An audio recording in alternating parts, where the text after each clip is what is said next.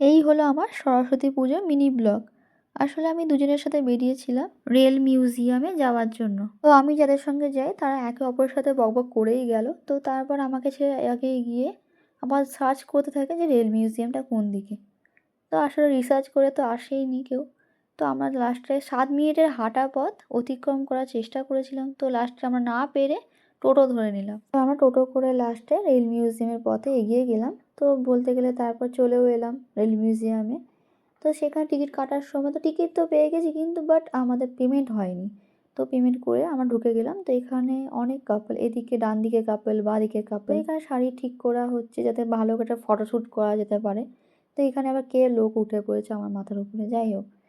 তো সেখানে আমার খিদে পেয়ে গেছিলো খুব জোরে।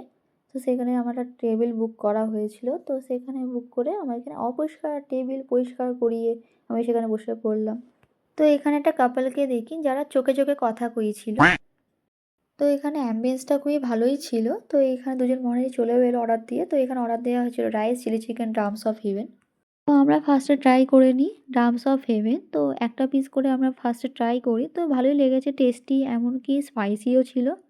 তো আমার বন্ধুটা সার্ভ করে নিল রাইস আর চিলি চিকেন।